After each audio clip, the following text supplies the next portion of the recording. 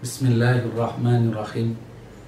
Assalamualaikum warahmatullahi wabarakatuh. Alhamdulillahi rabbil alamin. Wassalatu wassalamu ala asrafil anbiya'i wa mursalin wa ala alihi wa sahbihi ajma'in. Amma ba'd. Sahabatku yang dicintai Allah Subhanahu wa ta'ala, Imam Muslim meriwayatkan dalam hadisnya nomor 2957. Suatu hari Rasulullah Shallallahu Alaihi Wasallam berjalan-jalan dengan para sahabat melewati sebuah pasar. Kemudian di sana ditemukan ada bangkai kambing yang cacat telinganya.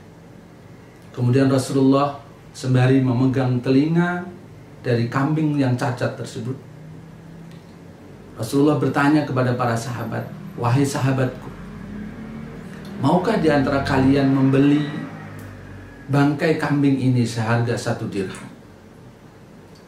Maka kemudian para sahabat menjawab, "Ya Rasulullah, apa yang bisa kami lakukan dengan bangkai kambing itu?"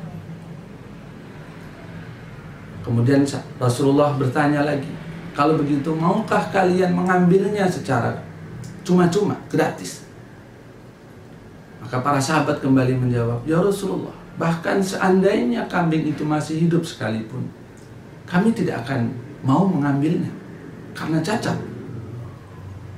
Maka kemudian Rasulullah mengakhiri apa yang ingin disampaikan dalam kesempatan tersebut dengan mengatakan, "Fa wallahi la dunya ahwanu 'ala Allahi min hadza 'alaikum."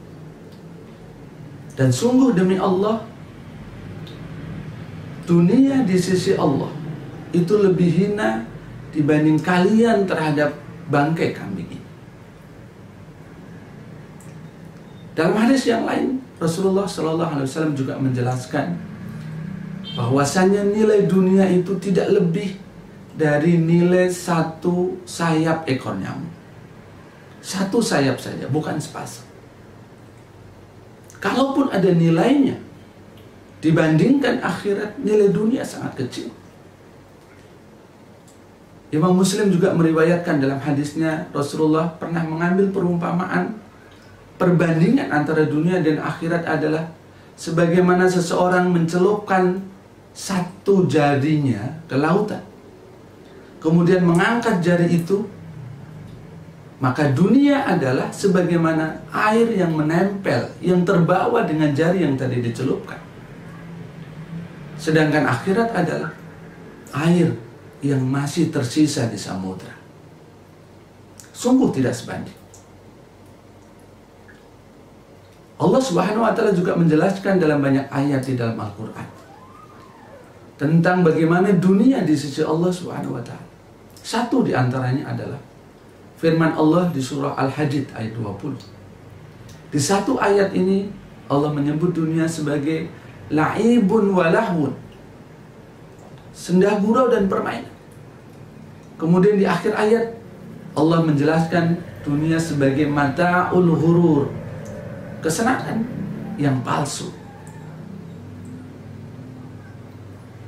Sahabatku yang dimuliakan Allah Subhanahu wa ta'ala, lalu apakah dengan hadis dan ayat-ayat ini manusia kemudian memperlakukan dunia sebagaimana mestinya?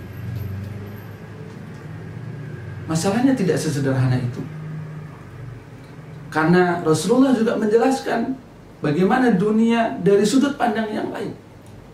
Rasulullah menjelaskan bahwasanya dunia itu khulwatun hadiratun. Khulwatun hadiratun.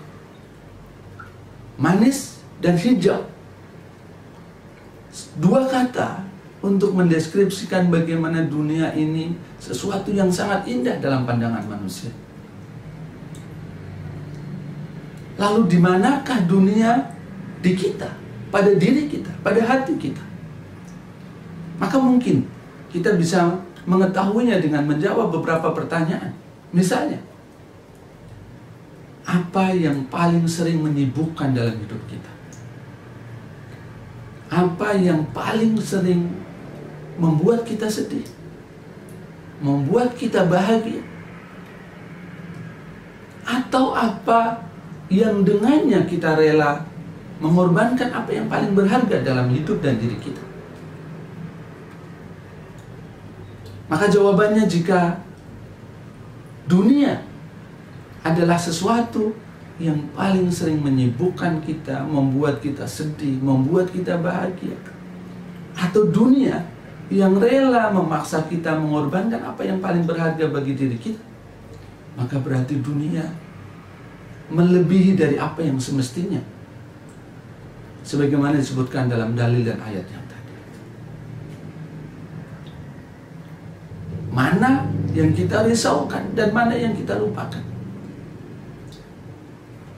Jangan-jangan kita merisaukan yang setitik air dan kemudian melupakan yang sesamudra.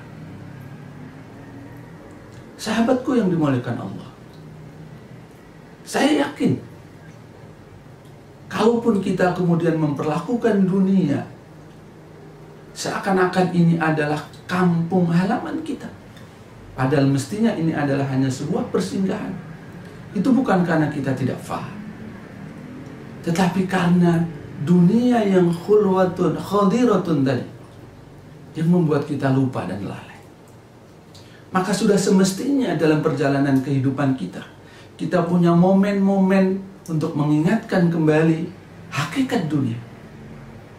Dan di bulan ini, bulan Ramadan, ada satu sunnah Rasulullah SAW yang bisa mengingatkan kita tentang hakikat kehidupan dunia dan hakikat kehidupan akhirat.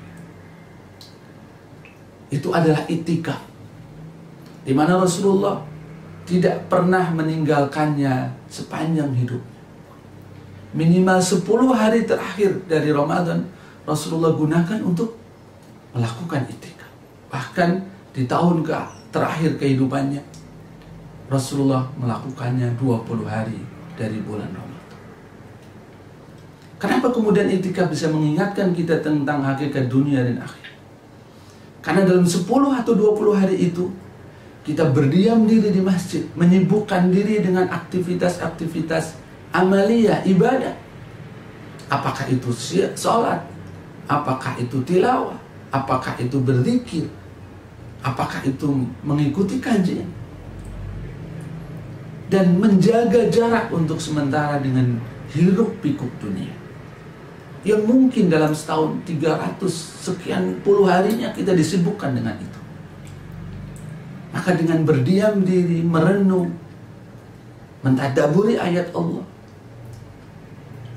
kita bisa mengingatkan kembali tentang hakikat kehidupan dunia, menempatkan kembali skala prioritas hidup, mereorientasikan kembali arah hidup, dan mengkalibrasi kembali alat ukur kesuksesan hidup. Kita masih punya beberapa hari untuk menggunakannya sebagai sarana mengingatkan kita mana yang setitik, mana yang sesamudra, mana yang harus kita risaukan, dan mana yang semestinya bisa kita kesampingkan. Mungkin kita melakukannya di rumah karena situasi dan kondisi yang ada, tetapi secara esensi kita bisa mendapatkannya dengan melakukannya di rumah. Barakallahu fikum ajmain. Billahi taufiq wal hidayah. Wassalamualaikum warahmatullahi wabarakatuh.